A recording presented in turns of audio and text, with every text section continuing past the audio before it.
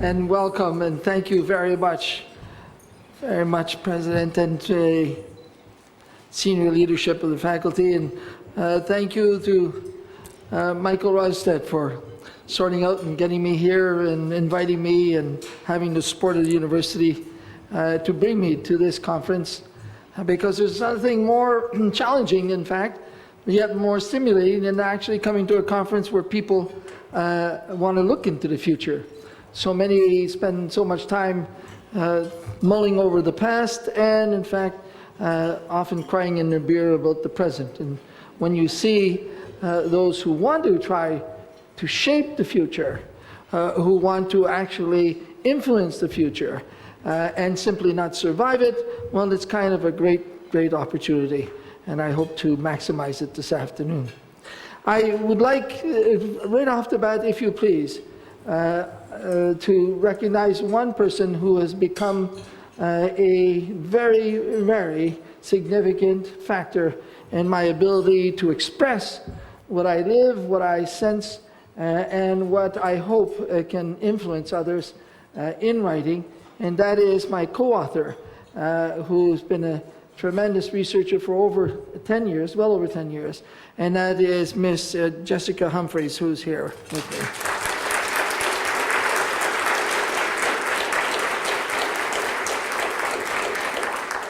So I have no merit whatsoever in those books. Jessica and I have worked on 2 books so far. The first one we worked was the one after the child soldier one, expression, the Shake Hands, and it was on child soldiers.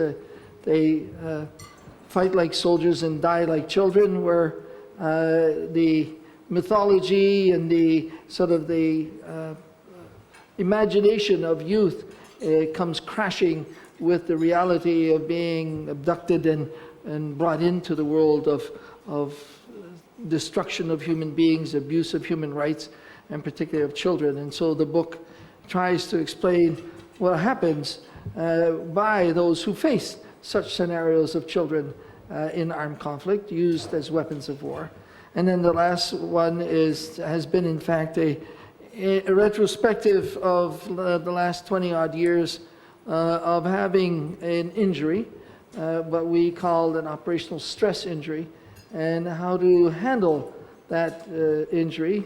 And I would argue that for many years it was far more how to survive and stay alive with that injury. Not only stay alive physically, meaning that I'm still breathing, but stay alive as a human being and not turn into a zombie, either by over-medication or by simply disconnecting with humanity, as the reality of humanity was simply too overwhelming.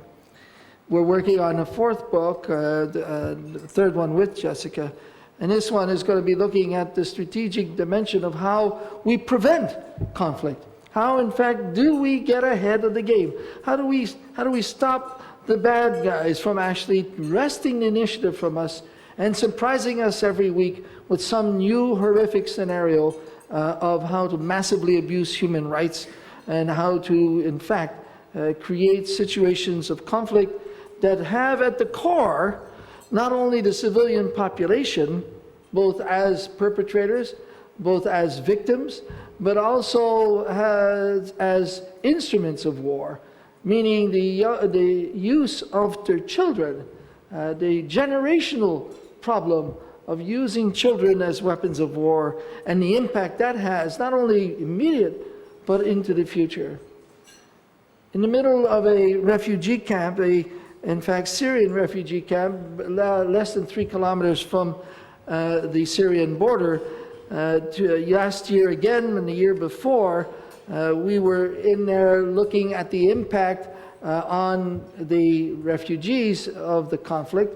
And while we were there the second time, young 13-year-old boys were being recruited by social media to go the 2 kilometers to the border and join the Free Syrian Army for no other value but to sustain the fight, because the children wouldn't be able to win the battle, but they will sustain the fight. They were nothing more than cannon fodder to keep it going. Adults using children as weapons of war to fight adult wars by using children. And so the trauma of the children is off the scale. But the trauma on the soldiers that face these children starts to reach similar levels. About 3 months ago, I live in Quebec City, and I'm in a big shopping center and walking down one of the big corridors, and this very smart-looking gentleman comes to me. He's about 35, well-dressed and so on, and he says, "Mon général," he said, "I'd like to introduce myself. I'm Sergeant so-and-so." And I said, "Oh, it's lovely to meet you." I said, "What's your regiment?" So-and-so. I said, "How many years you been serving?" He said, 12 years. I said, "How many tours have you done?" He said, 5. Between Bosnia and Afghanistan. I said, 5 years. 5 years at a minimum 6 months, often 9 months per tour, plus the 2 to 3 months preparation before. Out of 12 years, I said, that's half your career being in combat. You know, we have veterans now that have more complex, ambiguous, and ruthless combat time than World War II vets. And they're walking amongst us. So as he described that, I said, "Well, what was your job in the battalion?" And that's where all of a sudden, in a nanosecond, his eyes watered up. He began to stammer. He couldn't stay straight. His knees were shaking. He was actually crumbling. It's extraordinary, and he looked perfectly normal before. I had broken him down by that question, so I brought him aside, and we spoke for a few minutes, and he sort of restabilized. And he said, "You know, mon général," he said, "I've been back from Afghanistan for 4 years." And he said, "I have not been able to hug my children." He was involved in trying to prevent suicide bombers from blowing up our convoys. And the suicide bombers were children who had been recruited, girls 12 years old, mentally handicapped children, thrown into the battle. Imagine the ethical dilemma. It's legal of defense, but the ethical dilemma of having to implement that decision, that rule of engagement, to protect your own, to have to destroy a child. But imagine the moral impact of having done it. And so for many, many years, ladies and gentlemen, when I was suffering, and we were just barely trying to figure out what this injury was, because we had lost all capability. We had nothing. We had sent the Canadian forces into war. We had shifted gears. We used to be an army that was in garrison preparing for war. In Germany and back home, we'd had lots of big exercises and all this kind of. We were preparing to go to war, to fight the Russians in the Cold War. And our little sideline of peacekeeping got all the publicity.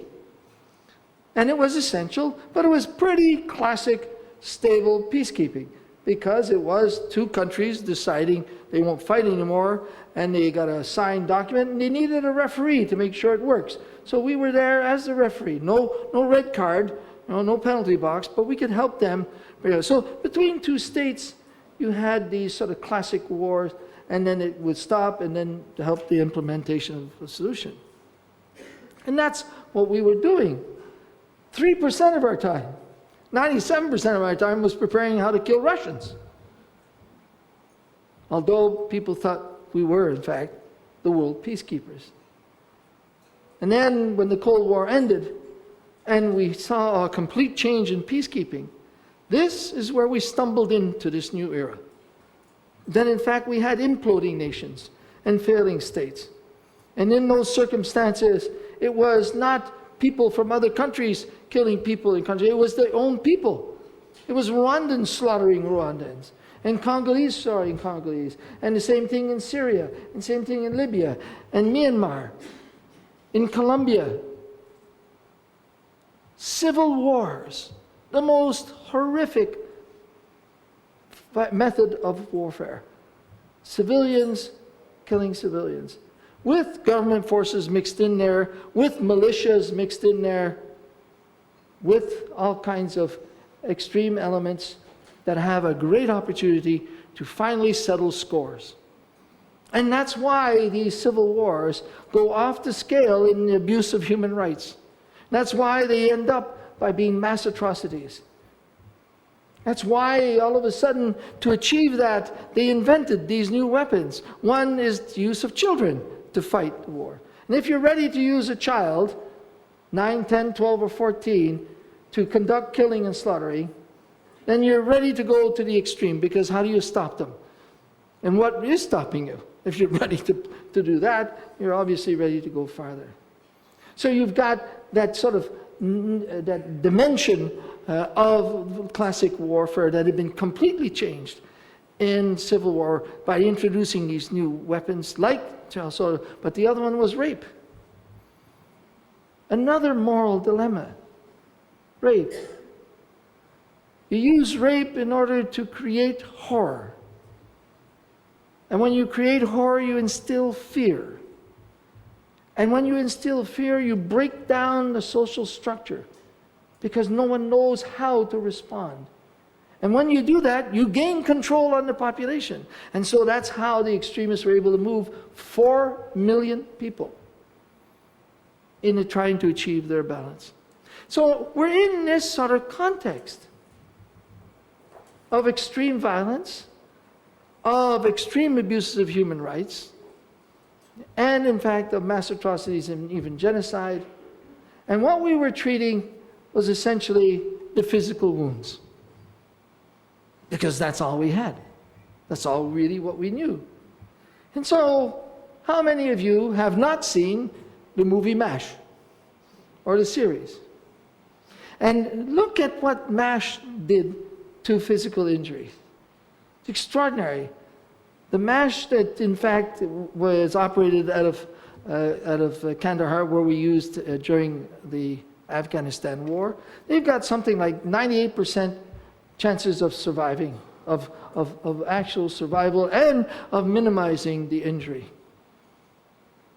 My question to you is, where's the MASH for the psychological injury? What did we create in order to attenuate that injury? How to stop the bleeding of that injury? How to stop it getting worse? And ultimately, how do you stabilize the patient who's been injured in that way? And in fact, attempt to bring that person back to a reasonable level of civility and ability to return to a civil environment. Because many of us who have been injured in these conflicts are still in the conflict. We're still living the conflict. I have a Dutch nephew who fought with the Dutch forces in Yugoslavia. And so my cousin said, would you mind talking to my son who's suffering from PTSD? And I said, sure. So we Skyped. And he sat there in his chair, and he was not there. He was in Yugoslavia because he had the flag, he had weapons, he had memorabilia, he had all kinds of junk. He was even dressed like he was when he was in Yugoslavia. He was still there.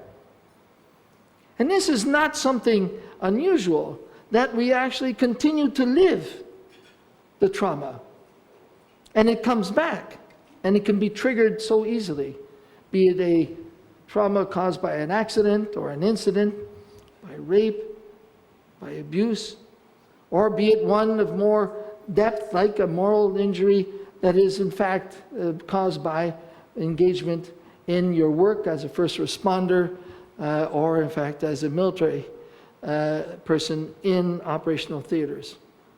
This sort of scenario of injury, this reliving it, isn't something that simply disappears. When I came back from Rwanda, I'd been gone a year. and had 3 months of the genocide and civil war. I was given 2 weeks leave.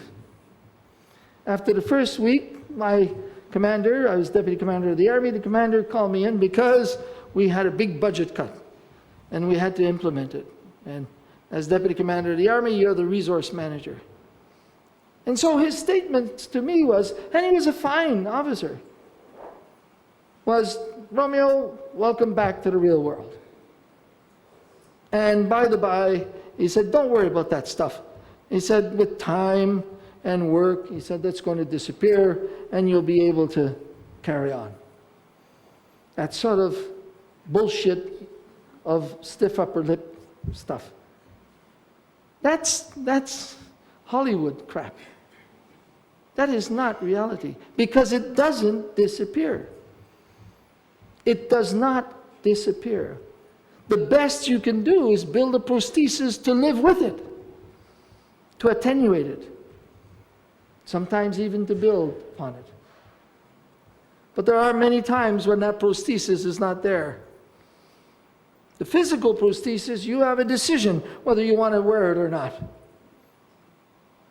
The mental prosthesis that you try to build, knowing things to avoid, knowing that you don't go to grocery stores, because if you see the opulence and the aroma of all the fruit and vegetables, it immediately triggers a teleprompter that's got you back at feeding stations where people have been dying and trying to get food. And when the food we give them is cow corn, which they can't barely eat, and yet they're trampling each other, and at the end of the distribution there's always bodies of women and children trampled to death. Or you're in the middle of a sort of a square, village square, and people have been just blown apart because it's a great target to be used. And with the few fruits and vegetables that might be there, most of them rotten, you see so many body parts. That's what comes back. So I don't go to the grocery stores. Or you can't go to a barbecue because you smell too many bodies being burned. Or you don't enter in any conversations of certain types. Or maybe it's just your wife has pissed you off. Or in other cases, your husband has made you. I lost one of my officers who joined me at the start of the genocide, one of the 12. I lost him because he was under treatment. But he had a sort of reversal, because it's not a constant. There are times when other pressures and stresses make you just that much more vulnerable. It could be fatigue, it could be simply the stresses continue to build up, and so you become vulnerable. There's no sort of steady state of the injury. And so his wife was getting a little tired of his isolationism, which is a sign of that injury. I mean, how do you talk about things that you've seen? Try to do it. Try to describe a really ugly movie to your parents and find out how long they're going to listen to it, or something really horrific. And so imagine if you've lived it and you're trying to communicate that to the family. Of course they have enormous difficulty in listening to it, because they know you and they're emotionally attached and they know what it's doing, and so you can't get that voicing out of that situation. And so it's very difficult to be able to handle the day-to-day. And so she was a little perturbed, and she gave him a little bit of a tongue lashing coming home from work that night, and there'd been stresses and strains, and the daughters, the 2 children, who suffer immeasurably in such families, because they don't know what dad or mom is going to do next. They don't know if dad and mom are happy or sad. They don't know if within a nanosecond they could jump from one to the other. How do you continuously live in a milieu where you're never sure what the state of mind, what the state of calm, of serenity, or in fact of trauma is in the family? And so we've seen children of injured veterans like that turning to suicide themselves because they can't handle it. The schools can't handle it. They don't know, the children don't talk about it. It's not a nice injury where dad is drunk or taking drugs or beating up or trying to isolate himself from the family. The community is not structured for that. Imagine the challenge you have within the university context, of trying to discern and get ahead of the game with your students, when we can't even figure out how to do it within the families of most evident scenarios. So she then decided, and she went to calm down the girls and went to bed with them. And the next morning when she woke up, barely 10 feet away from where they were sleeping, not 100 miles or anything, barely 10 feet away, while they were sleeping, he hung himself in the bathroom. 15 years after. This injury does not disappear. This injury is made up of all kinds of boxes and sort of all kinds of drawers that, given a certain stimulus or something, will reopen. And your vulnerability is to how you can handle that reopening, whether you can control it or whether you can actually manage it. I had a corporal who, the example I like using, one of so many. He'd already had a few tours under his belt. They ended up in Rwanda near the ebbing part of the war. And so they were patrolling. And they were patrolling in this village where the people had been totally slaughtered. A village that's been slaughtered has no noise. There are no birds. It's weird.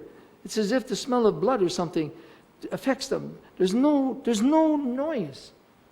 It's as if even the wind stops. It's deafening.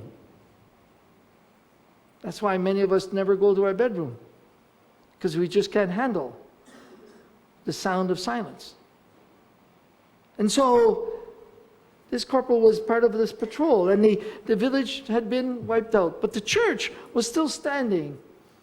And this was quite unusual, because extremism pushes people to doing the most horrific things. And it's not just far away. Let me bring you to a recent operation here in Canada of an insurrection called the Oka Crisis. Some of you might remember, near Montreal, where about 600 First Nation people were blocking the road, and they sent in the police, and one of them got shot because they were trying to simply bulge their way in. And so they pulled back, and in this country, when the police don't succeed, and then you call in the army. And we have to succeed, because if we don't succeed, there's nobody else behind me. No, that's not true. There's media and politicians, but maybe there's a few academics in there too, I don't know. So there is no option when we are committed. We must win. But the question is, do you win in order to create a Northern Ireland and start blowing away your own people? How do you do it? And the like. And so we negotiated and took our time. And one of the things we negotiated was getting out of that enclave that we had surrounded by 3,500 troops, demonstrating overwhelming force. We had artillery there. We had air defense systems there. We had attack helicopters. There was no way they were getting out of there. But there was a high risk of some idiot making a mistake. And so we said, why don't you let the elderly, pregnant women, and children out? They're of no value to you. On the contrary, they're a high risk that maybe one of your own guys cleaning his weapon shoots one, and then the whole place goes up. We don't want martyrs. So we negotiated. We got this negotiated, and they agreed, and about 200 and some odd, they got them in cars. And we warned the village, pretty sizable town, close by, that we would be driving through there, escorted, but driving in their cars to a safe place. And as they were doing that, driving through, you could hear people yelling at the cars, because they had to do 2 hours more a day of driving, because they couldn't have access to this bridge to Montreal. And as the convoy kept going in to the village, people were yelling louder. And then a couple of idiots started throwing stones at the car. And then it became bricks. And then it became blocks of cement. And then it became big rocks.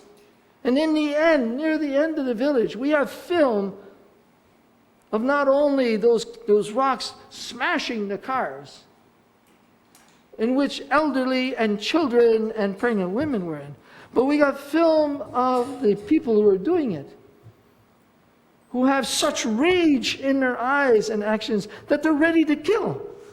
If they were able to open the door, they would have killed. Because they were driven by what had affected them. They were ready to kill because they had spent a couple months doing 2 hours more a day of driving. Now that's here. So we're in Rwanda. And we're in this village, just been wiped out, and there's churches there. And the extremists use the churches as a place to congregate the people that they found that they were going after, the Tutsis. And so by convention, churches and missions are protected sites. So he said, go in there and you'll be safe. And once they were chock-a-block full, they'd surround it, throw a couple of grenades in, and then sort of row by row, they'd simply kill people. And they slaughtered them. Every one of them was a slaughterhouse. This one had not been hit yet, for some reason.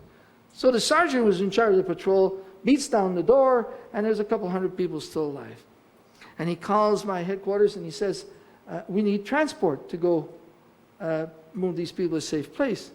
And as he's on the radio doing that, from one side, there's a dozen children, 10, 12, 14, 16, who open fire on him, on the patrol and the people he's protecting. And as he's reading from that, the other side of the village, there's a dozen or so girls who are there as human shields, behind which other boys and girls are shooting at him. And the question is what does the sergeant do? Doesn't have a day for him. He's got seconds as bullets are flying and people are already dropping. So this corporal that I mentioned was part of that patrol and had been on other missions. And on a gray day, or on a day where he ran out of gas, or somebody in the store was really lippy at him, or a sound had triggered a memory, he falls into this state, not because he wants to, because there's another person in there who doesn't want to fall into the state, but the person outside falls into the state because we don't have control on it. We don't have control on that person. How many times have I scared the daylights out of my own family? And seeing and doing it consciously. My inner eyes are watching what I'm doing as I'm pounding the table and scaring the kids and yelling and screaming and escalating that. And I'm saying to myself, stop. But I can't. The injury has affected us to the extent that that other person has taken control and is unstoppable. And so he relives that incident amongst so many other. He literally hears the sergeant giving the order to fire. He feels, not the memory of what it is, he feels his finger pulling the trigger. That's a part of the injury. This injury may be psychological, but it affects your body physically. Somebody claps their hands and you jump, a little afraid. What happens? Why do you jump? Well, you jump because something unexpected happened. So your body reacted, your mind reacted. And so you might even have a sore stomach, or you sort of get completely disconcerted. Your body is physically affected by the state of mind. Physically affected. It really hurts. And that hurt will remain. So he's pulled the trigger. And he's looking through the sight. Digitally clear. Much clearer even probably than when it happened. Because he's not under stress or duress of battle. He's at home or somewhere just standing there. And he sees through the sight the head of a child exploding. Was that the right answer by the sergeant to do that? And can you live with that moral trauma of not only seeing children being used as a weapon, but having to kill a child that's there under duress and God knows what? And so 20 years later, there are mornings where I can wake up, just like the Holocaust survivors of 70 years ago, where you're actually back there. You actually smell, hear, and feel exactly what you felt and smelt and heard in the theater. And it lasts very short, a couple seconds at most. And so, ladies and gentlemen, we're not playing with an injury to which we sort out by throwing just a bunch of pills at it and hoping for the best.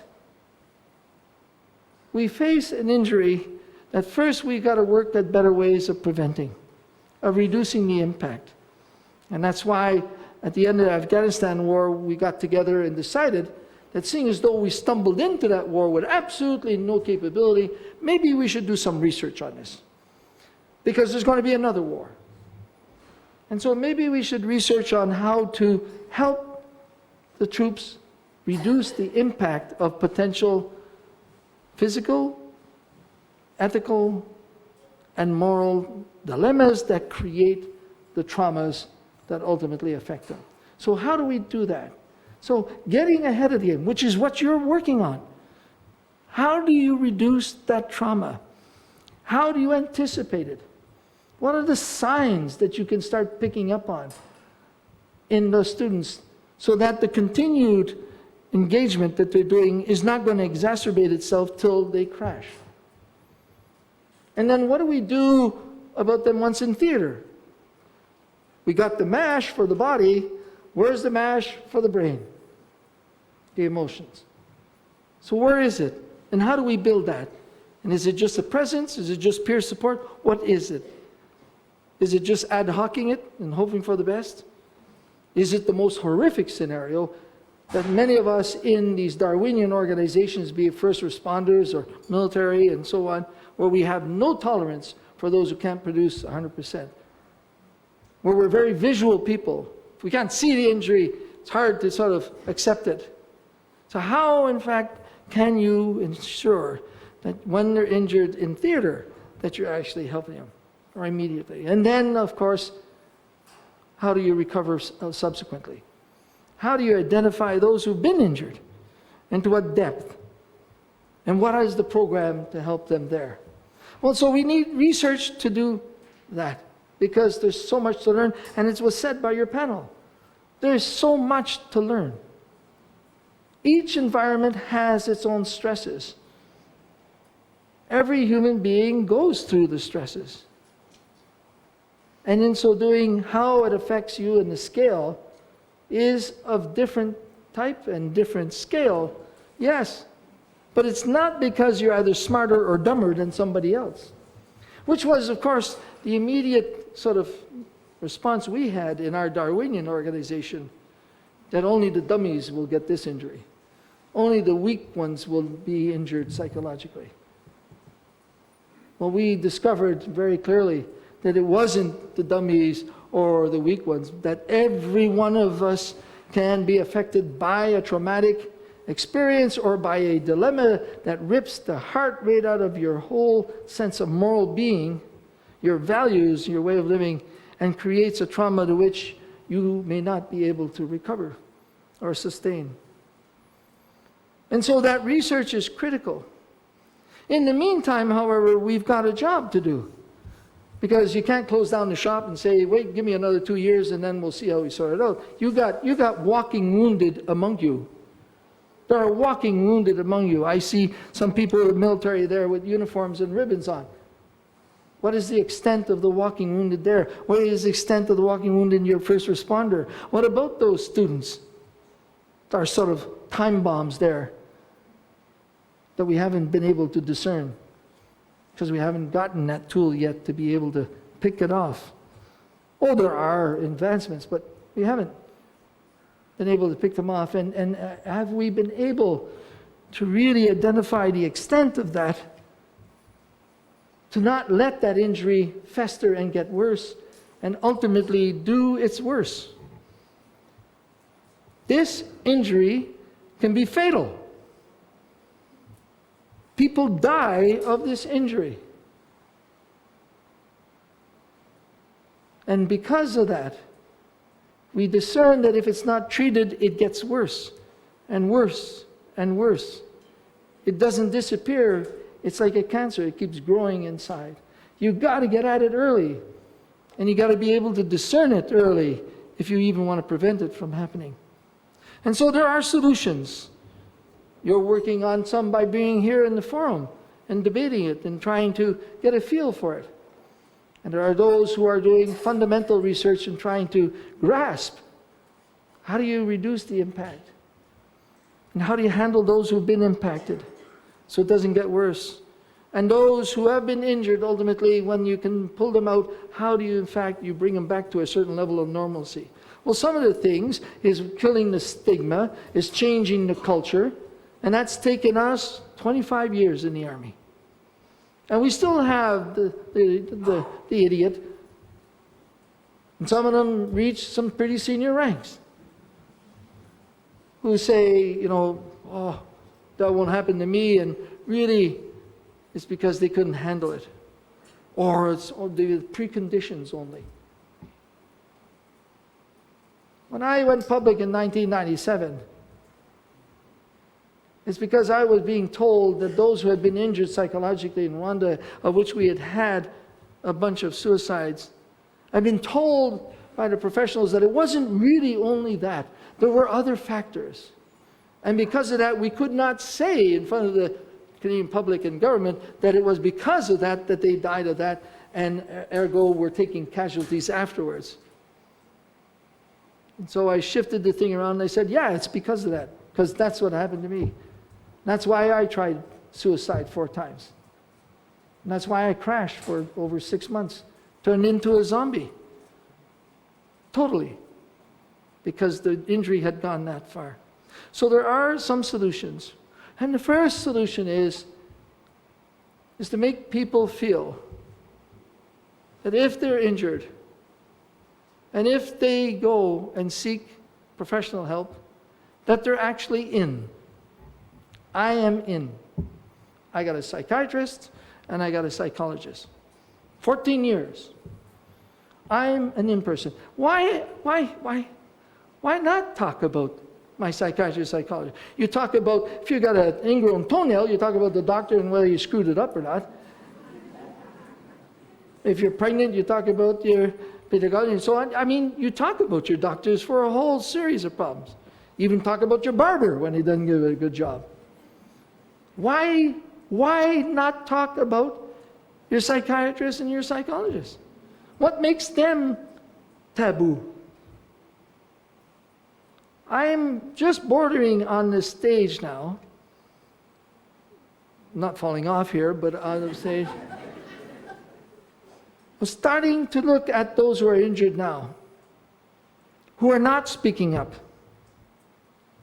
and saying, you not speaking up now, you not changing the culture, shifting the culture, taking the courage to face those who don't believe, you are putting at risk those who are going to serve after you.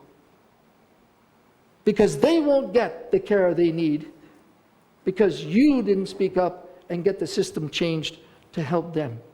Them and their families are going to be suffering because we didn't do enough. And so, hold ourselves accountable. And so, ladies and gentlemen, the first thing is to consider yourself in. The second thing is to go to the 3 sort of legs of the stool to keep you there sitting upright. One is professional help. You can't beat it without professional help. And in the professional help, well, it's not always easy. Imagine when we created all our clinics and everybody went nuts about, oh, we got 19 clinics here and 20 clinics here and all kinds of clinics for the veterans and so on. And then when we went in to look at the people in the clinics, they were very professional therapists, but they knew absolutely nothing about the military. They didn't even know how to talk to the soldier. And one of the worst things you do is the soldier walks in and he starts explaining, you say, oh, excuse me, what's that acronym mean? The guy walks out. If you don't understand the culture, the lingo, you think you're going to understand the impact it's had? And so build the credibility. Use We convinced them to use sergeants and NCOs to give them some sort of cultural adaptation so they understood the words. We also got them in the field so they got their boots dirty and showed that they were credible in front of the troops, that they weren't afraid to be in the field. And so the first thing is to go to the therapist. And that is not easy because those sessions are murder. You got to relive hell. And so you come out of those hurting. And it's very difficult to sustain that hurt and adapt to it till the next round, which may be a week or 2 or 3 weeks later. And so how do you sustain that? Well, I'll come to that in a moment. But what I want to do is a little anecdote about my therapist, because I think they're due to give a little bit of a hard time. You see, I have therapists. I got a psychiatrist who worries about me not sleeping, and worries about the traumas, and worries about the dreams and the nightmares, and so gives me pills so that I don't dream. And in fact, that's not a bad idea. I can probably, if I don't find other reasons to stay awake, I might be able to sleep. However, I got a psychologist who's pissed off, who needs the dreams in order to get me to understand what's going on. So every now and again, for years, I used to stop taking the pills for 3 or 4 days, get a bunch of dreams, and then go back and so. So they got a few things to sort out yet on that. But the therapy is critical. You got to go through that hell, those sessions. The second thing is that if medication is required, then you take it. I'm very proud of the chemical departments in our universities because we produce great dope. And soon with marijuana, we're all going to be doped up. So what the hell, we're going to have a great time. Medication is not a crutch. But even if it was a crutch, so what? You're injured. You've been injured. So what's wrong with it? If I got diabetes and I take insulin every day, does that make me a lesser person? You don't want to see me without my medication. It can be very ugly. And so it's true.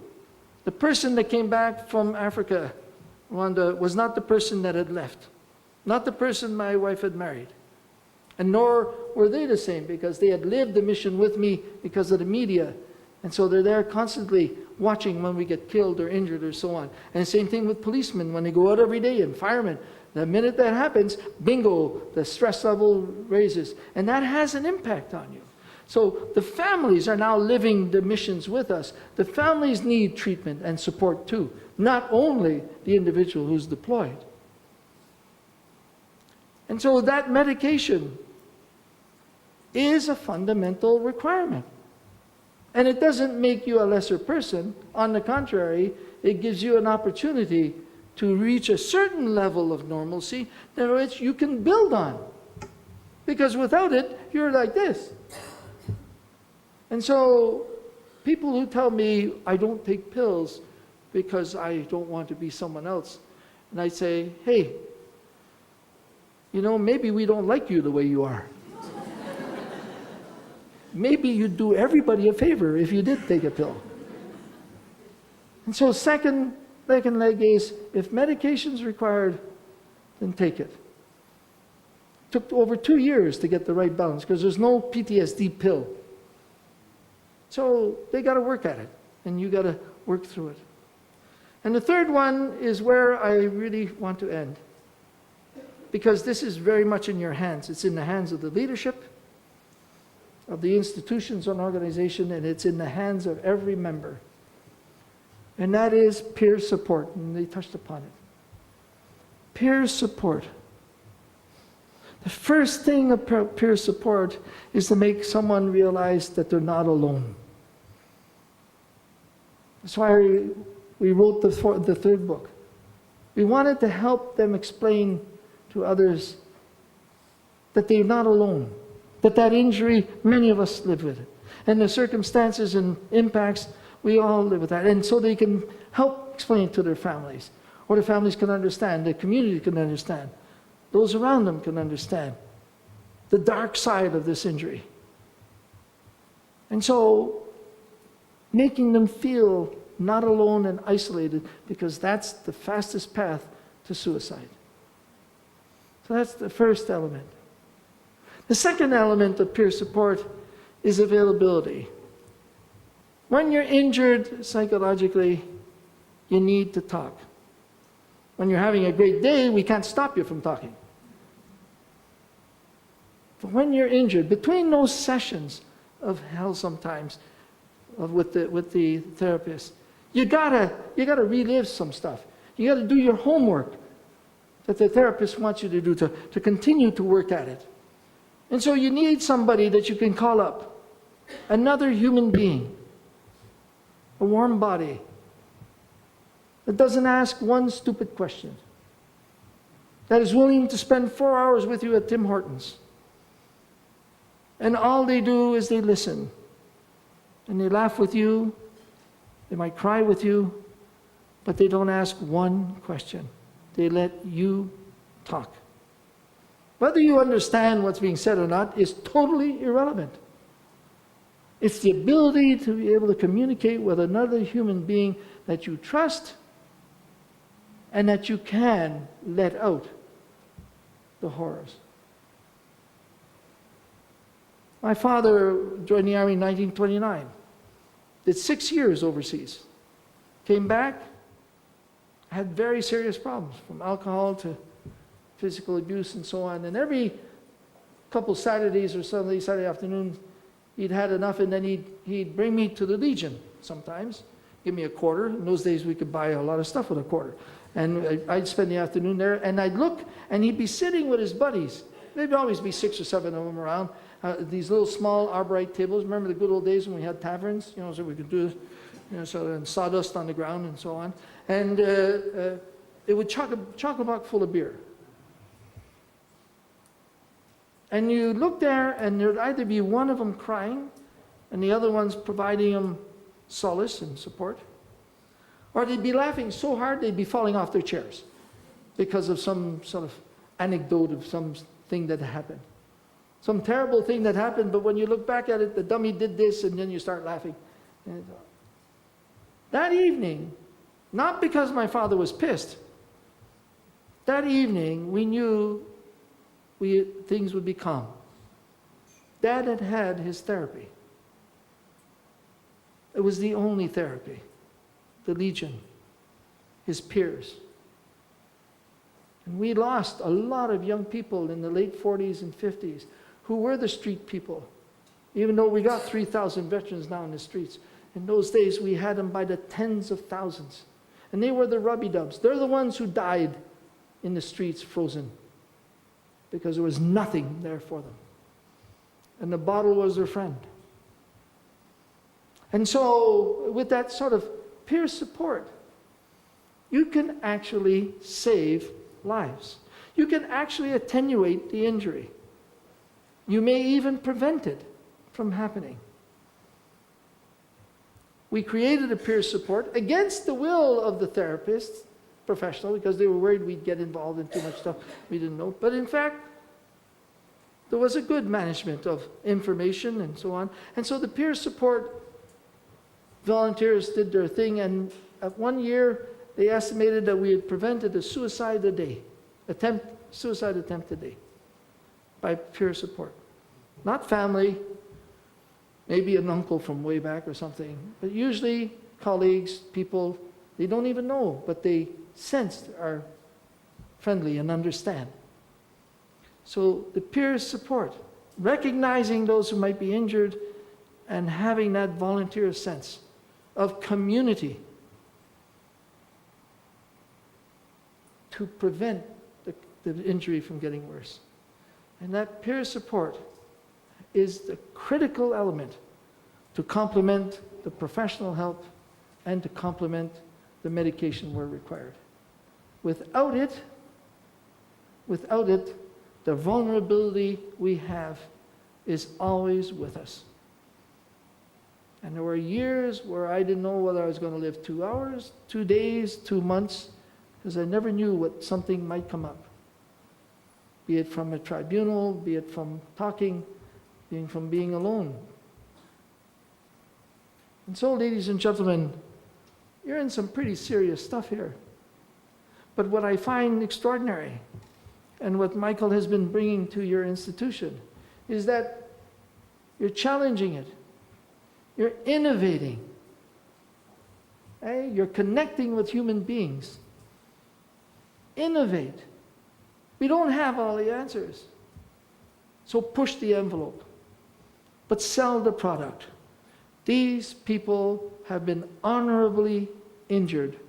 They're not sick. They're not weird. They're not mentally handicapped in the most pejorative way we like to use. They have been injured. It's either a car accident, it's been an incident, it's been a family thing, it's been the horrors of war.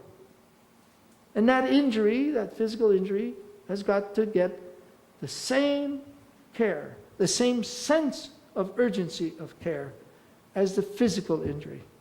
We won't let an arm dangle, but we let a brain go absolutely warped. And so, ladies and gentlemen, we've got to stop the flow of losing members of our families, members of our teams, losing members of our forces, and even diplomats, to an injury that we let fester, and ultimately that took their lives. It's one thing to die on a battlefield. It's something else to come home, put your family through the stresses and strains for 3 or 4 years, and then end up killing yourself, and the impact that that has had. And when they're alone, that's what they do. And so to you, I applaud. I applaud the dynamic and the desire to get ahead of the game. Prevention. Prevention. Find them early. Look in their eyes, their actions, their work ethic, their reactions. And if they're just off-center, there's something there that needs help. And don't treat them as leopards, but treat them as your injured buddy who is seeking, although not able to do it, help. And I'll end with a comment that came from our professional people at one point to the chain of command, which I hold accountable. It's a leadership thing. It's an atmosphere you create in your organization to want to help others. And it's holding people accountable and supporting them. So we had the medical people, sort of saying that it's normal to have these suicides. We're within the norm. No, ladies and gentlemen, there is no norm on people killing themselves. There's just abandonment. There's just failure. There's just no communication, as was so ably stated here. And when that therapist came to the Chief of Defense Staff, and I was there, and said, well, we're giving them everything we can, but nobody comes. They don't talk to us. Well, no, you idiot. Part of the problem is that you don't talk about it. Part of the solution is trying to extract that from them and make them feel they can talk about it. And not that they're being humbled, they're being laughed at, and they're being treated as less than what they really are. Honorable, injured colleagues that deserve and have a right to your support. Thank you very much.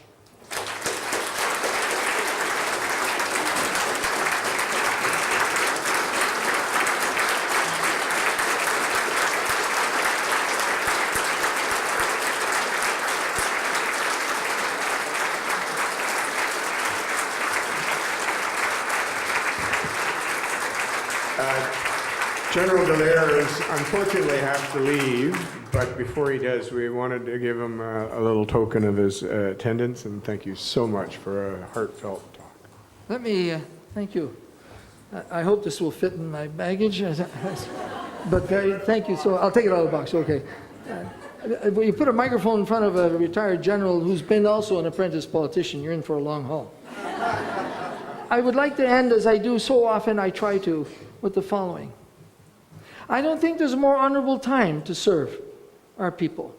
Like my father said, you're joining the army, you're serving. Don't expect them to say thank you. You're serving. So serve. So I think that the time is right. It's opportune to serve, locally and internationally. But those who serve ask two things of their fellow citizens. One, that when we come back, well, no. First one is when we go, give us the tools to succeed and have the same strength of character as the families and the individuals to sustain the fight and to be able to succeed and bring peace and security and humanity and human rights to others who are being massively abused. And don't pull out when it's politically cute, especially when we spilt blood. That's the first thing. Be honorable about the commission and sustain it. And the second one is when we do come back in body bags